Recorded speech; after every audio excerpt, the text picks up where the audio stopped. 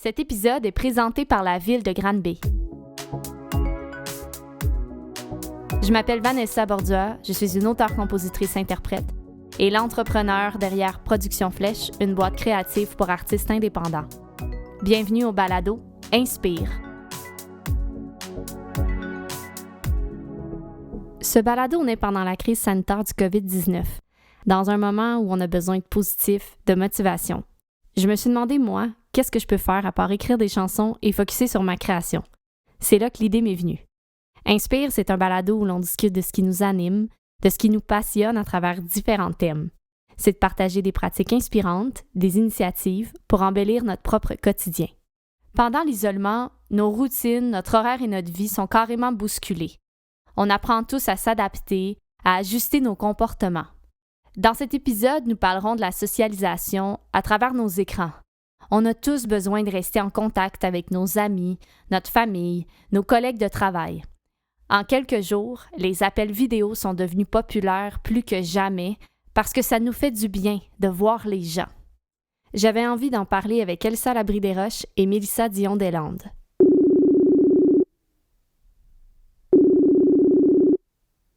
Salut Mélissa! Hey, salut Vanessa! Merci d'être là pour ce premier épisode. C'est vraiment accueillant. Je trouve que c'est une tellement belle idée, tellement de ce qu'on vit présentement, ça peut pas être plus représentatif. Bonjour, je m'appelle Mélissa Dion-Deslandes. Je suis comédienne, animatrice, professeure et aussi maman de 2 jeunes enfants. J'ai demandé à Mélissa comment s'inscrivait cette nouvelle réalité-là, autant au niveau du télétravail que dans sa vie personnelle. Voici ce qu'elle m'a répondu.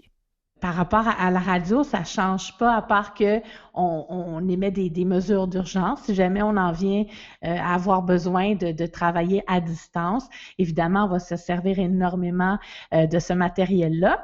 Mais pour le moment, je dirais que ça change quelque chose beaucoup dans mon enseignement parce que j'accompagne des étudiants qui sont en processus d'études, entre autres des finissants d'une école de théâtre qui, d'habitude, se présentent aux auditions du Katsu. Puis là, c'est reporté un peu plus tard, mais le travail doit se faire quand même. Donc, on a vraiment des gens qui sont en train de diriger des acteurs, des metteurs en scène qui dirigent des acteurs avec Zoom. Et puis, moi, j'assiste à ça, je travaille avec eux. C'est un grand bonheur, mais ça change. Ça, on est habitué de travailler avec beaucoup de contacts humains d'habitude dans le monde du théâtre. Pour le moment, c'est ça, l'adaptation qu'on fait, elle est vraiment virtuelle. Pour ce qui est de la famille, des amis, là, c'est ça qu'avec les enfants, ils peuvent pas voir les grands-parents. C'est clair que là, les FaceTime, on se fait des moments.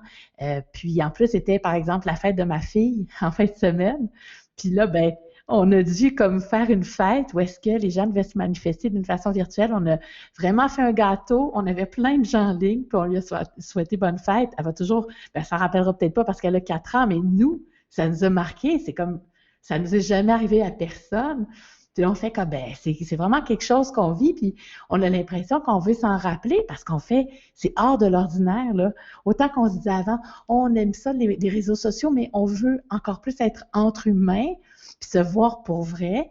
Là, on fait, on n'a pas le choix, puis il faut quand même apprécier ces moments-là. Puis j'avoue que j'aime beaucoup avoir des nouvelles de mon monde, comme ça on les voit, on voit comment ils vont. Il y a tellement de possibilités, en fait, justement, vu qu'on peut se connecter, on est chanceux d'avoir cette technologie-là.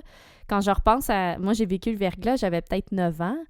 Tu sais, ça n'a pas duré longtemps, mais ici, on a quand même été touchés, là, à Granby. Oui. Puis, tu sais, là, c'était différent. On socialisait, mais tous ensemble. On avait un poêle à bois, on était 12 dans la maison. Mais là, vivre ce qu'on vit là, exemple, c'était en 98 ou 99, le verglas. Oui, 98, ça n'aurait pas été pareil, là. On n'aurait pas pu autant parler comme ça, de façon virtuelle, connecter, socialiser avec les gens, là. Fait que c'est un avantage. C'est vrai que tu le dis bien, c'est ça. En 98, on était ensemble. On était comme ensemble en petit clan. Puis là, on se retrouve, oui, en petit clan quand on est en famille, mais on est quand même assez seul puis assez isolé. Puis, en effet, les réseaux sociaux sont de grands secours présentement. Puis même pour avoir un suivi, tantôt on parlait de la famille, mais je pense à chaque lundi, moi, le professeur de maternelle de mon fils appelle à la maison par Messenger. Puis ils se font des visages, là, ils choisissent des Ah oui, émoticônes, des puis bonhommes. oui, les petits bonhommes, puis ils se font un échange, justement comment ça va, puis ils se parlent. Donc j'ai l'impression que aux réseaux sociaux, le contact est là. Donc les enfants, pour eux, en tout cas pour les miens, ben, sa dimension d'école est encore présente parce que le professeur a toujours un lien avec lui. Il prend des nouvelles, puis ben c'est comme ça, en plus de ce qu'il envoie aussi pour les fameuses trousses pédagogiques, puis les défis du jour. Il y a comme cette continuité-là qui se fait encore dans sa tête, là. C'est concret pour lui, étant donné qu'il parle à son enseignante à chaque semaine. Ça garde le lien avec le Exact. prof. Ouais. Bon, ouais, je pense, puis ils font un super beau travail avec justement avec les enfants parce que ce lien-là, bon, on ne sait pas s'il va reprendre bientôt, tu sais, je veux dire, mais en tout cas, incessamment, ils vont retourner à l'école, puis la brisure, elle va être moins grande à ce moment-là, il va avoir eu ce lien d'attachement-là qui est encore là. C'est justement de ce qu'on va parler avec Elsa, de ce lien d'attachement-là avec le côté virtuel. Donc, je vais l'inviter à se joindre à nous. Je m'appelle Elsa Labrie-Roche. Je suis éducatrice spécialisée et cofondatrice de Nala et Ciboulette Répit, un service de répit à Granby. Salut Elsa. Salut. Allô? Merci de te joindre à nous. Donc, toi, tu as Nala et Ciboulette, qui est une entreprise qui offre des services de répit pour une clientèle avec des besoins particuliers. Vous offrez des répits individuels, en groupe. Puis ça fait vraiment une différence pour la vie de plusieurs familles. Puis tout ça a commencé avec ta partenaire Caroline, qui est une amie, en fait, avec qui vous étiez animatrices toutes les deux dans un camp de jour, sous les noms de Nala et Ciboulette. Et là, ça fait 4 ans que votre belle aventure a commencé. Donc, en 2020, vous avez fêté vos 4 ans. Puis, en ce moment, avec ce qui se passe, le service doit encore plus être essentiel, j'imagine, comme il y a des familles qui doivent être en période de confinement ou de télétravail. Comment vous avez pu vous adapter? De quelle façon le service peut continuer? Bien, en fait, quand que la COVID-19 a commencé, moi, j'étais en voyage au Costa Rica avec mon amoureux. Puis, quand que j'ai vu tout ce qui se passait, là, premièrement, j'avais hâte de revenir. Puis, deuxièmement, je me disais, qu'est-ce qu'on va faire avec notre service, tu sais, si tout arrête? Puis, moi puis Caroline, notre premier FaceTime, moi, je suis en voyage, elle est ici, puis on panique un peu, puis on se dit, qu'est-ce qui va arriver à nos familles? Puis tout de suite, on s'est dit, on peut pas les laisser tomber. Fait que ça n'a pas pris une journée qu'on a fermé notre service au complet, juste pour le temps de se restructurer puis rassurer nos familles. Puis ça, dès mon retour de voyage, en fait, on était déjà réouverts avec le télétravail. Puis on a appelé nos familles pour savoir c'était quoi leurs besoins là, en temps de confinement. Puis là, vous faites ça de quelle façon, le répit? Parce que, étant donné, là, quand il y a des mesures de distanciation, vous en faites par vidéo, là, des répits. Oui, en fait, ça a commencé avec une histoire que j'ai lue à, en fait, 3 ou 4 enfants, je pense, en FaceTime. Puis finalement, j'ai décidé de faire un groupe. Fait qu'on a ouvert un groupe plus élargi. Puis après ça, les familles, ils m'écrivaient puis ils disaient, mon Dieu, mon enfant, il est content de te voir, il te reconnaît, il a envie de te jaser. Puis ben, on a tout de suite commencé le répit FaceTime. On a plusieurs branches, là. J'ai des activités de bingo en ligne où j'ai plusieurs familles en même temps. J'ai des activités où que je fais du 1 pour 1 avec des enfants. Au début, c'était beaucoup aussi expliquer c'est quoi la COVID-19, pourquoi on reste avec nos familles, pourquoi on peut plus se voir, pourquoi tu peux pas venir à la maison de répit. Il a fallu qu'on explique ça à plusieurs cocos, puis après, maintenant, on est plus dans le ludique, puis dans j'entretiens mon lien Oui, avec les enfants. Puis est-ce que justement le virtuel permet ce lien-là aussi fort ou est-ce que c'est toujours à gagner à chaque fois? Parce qu'il n'y a quand même pas cet aspect humain-là dont on parlait tantôt, Vanessa, hein? Cette espèce de chaleur humaine.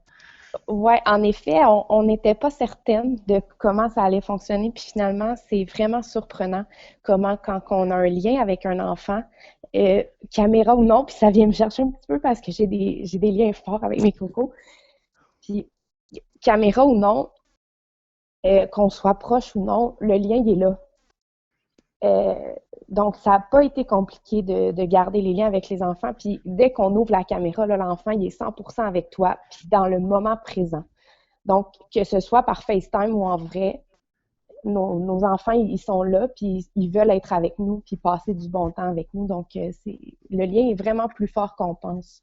Moi, ce que je trouve beau dans ce que tu dis, c'est tout le rapport avec le lien d'attachement qui a déjà été créé de façon physique avant, là, en vrai, puis qui peut se poursuivre par le biais de la vidéo, puis qu'il y ait vraiment une différence après chez l'enfant. Je suis certaine que probablement vous n'auriez jamais imaginé offrir un service de répit en vidéoconférence. Est-ce que c'est quelque chose qui pourrait rester par après comme offre supplémentaire? En effet, ça l'avait jamais été. On a plusieurs branches. On offre des cours de danse, on fait du répit de fin de semaine, du groupe, de l'individuel, puis jamais on n'avait pensé à ça. Même qu'on a un enfant là, qui maintenant habite au Saguenay, qui est venu au camp de jour pendant 2 ans chez Nalaï Soublette. Puis maintenant, il est au Saguenay, puis ça a été vraiment un déchirement avec lui, avec ses parents aussi. Puis on a repris contact avec lui pendant le temps de la COVID parce que c'est drôle, mais on n'avait jamais pensé qu'on pouvait faire ça. Puis maintenant, il participe à toutes nos histoires en ligne, nos cours de danse, le yoga.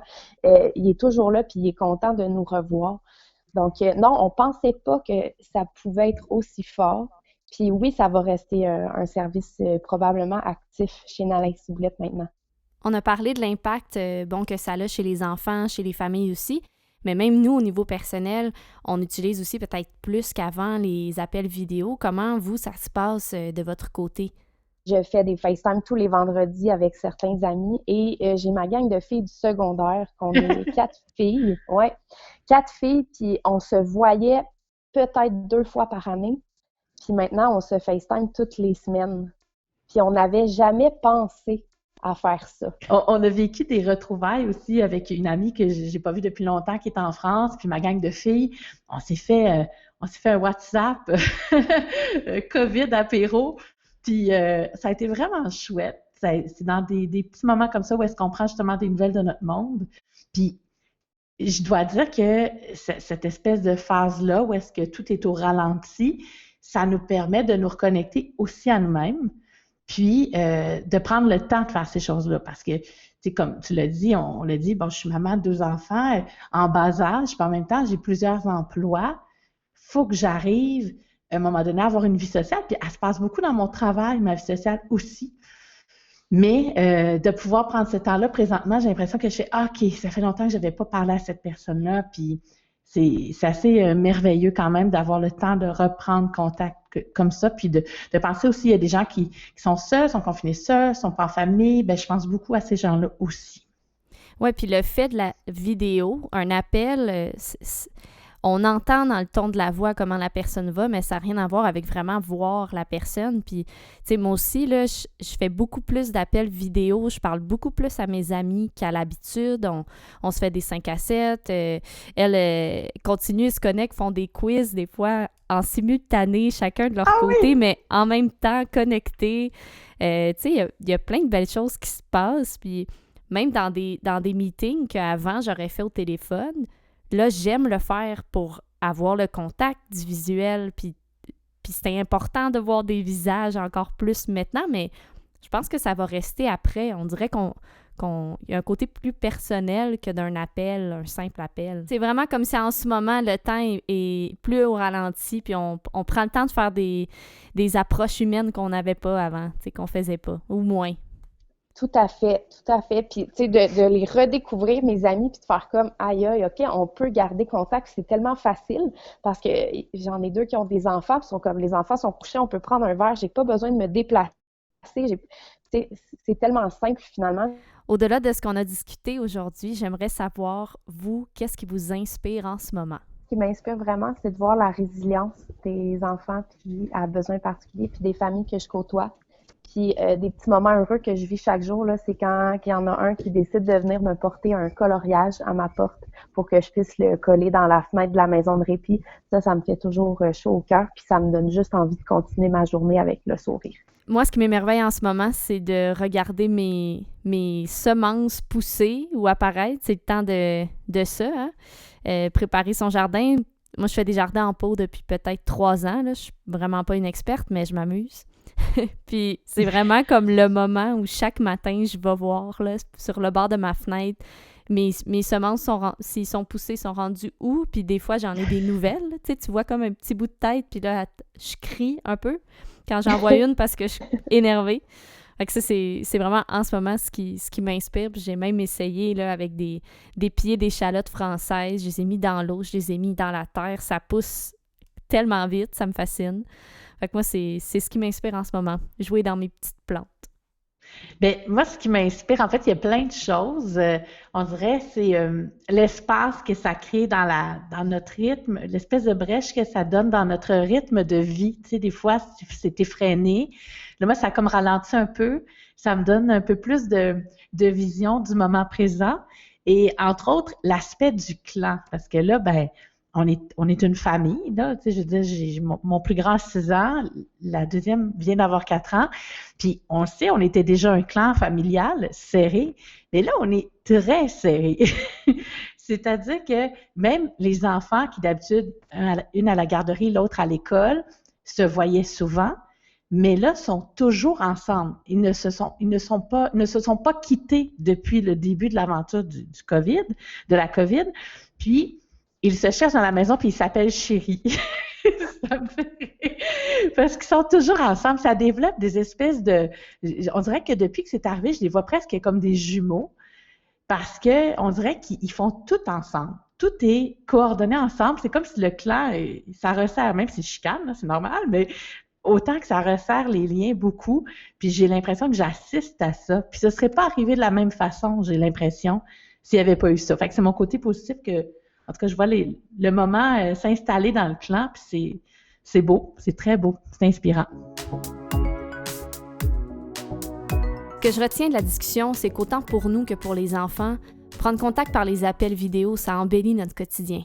Ça brise l'isolement, ça renforce des liens, ça en crée aussi des nouveaux.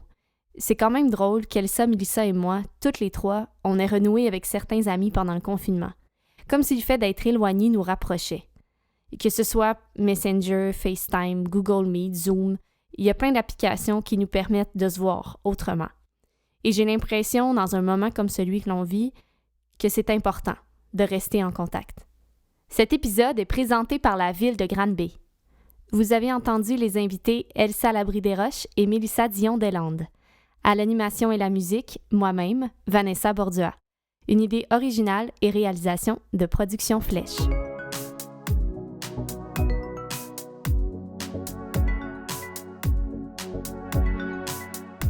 C'était le balado Inspire. Merci d'avoir écouté. Si tu as apprécié, je t'invite à le partager à d'autres qui pourront s'en inspirer. Tu peux aussi me suivre sur les réseaux sociaux pour connaître tous mes projets. À bientôt!